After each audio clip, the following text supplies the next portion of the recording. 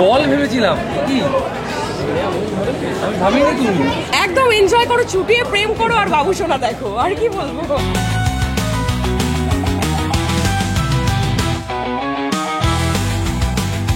ফিল্মটা বানানো হয়েছে একটা সিম্পল উদ্দেশ্য নিয়ে, সেটা হচ্ছে মানুষকে এন্টারটেইন করার জন্য। এই come and watch বাবু সোনা, আপনারা দেখবেন তো।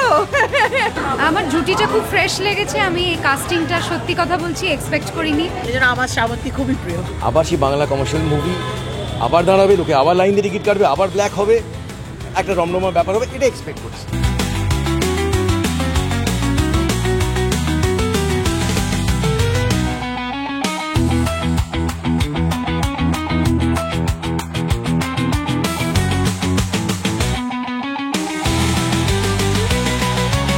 As a being an actor, আরেকজন অ্যাক্টর হিসেবে যে শ্রাবন্তী একটা commercial out and out entertaining ছবিকেও যেমন এগিয়ে নিয়ে যেতে পারে, তেমনি প্রচণ্ড অ্যাক্টিং ওরিয়েন্টেড চরিত্র, খুব টাফেস্ট ক্যারেক্টারকেও সমান তালে দক্ষতার সঙ্গে করতে পারে। দারুণ excited, very much excited. And অনেক দিন বাদে যেহেতু কমার্শিয়াল মুভি এসছে এবং এই ধরনের গানও এসছে, তো মানুষ ভীষণভাবে ভালোবাসা দিয়েছে।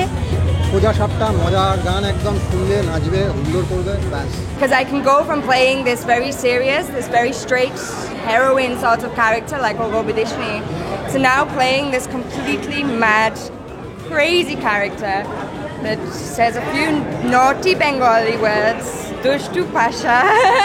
বাবু সোনা হলে এসে গেছে, অবশ্যই সবাইকে মিলে বলবো যে আজকের দিন তো স্পেশাল, অলরেডি সবাই আসছে দেখছে, খুব ভালো ভালো ফিডব্যাক পাচ্ছি আমরা।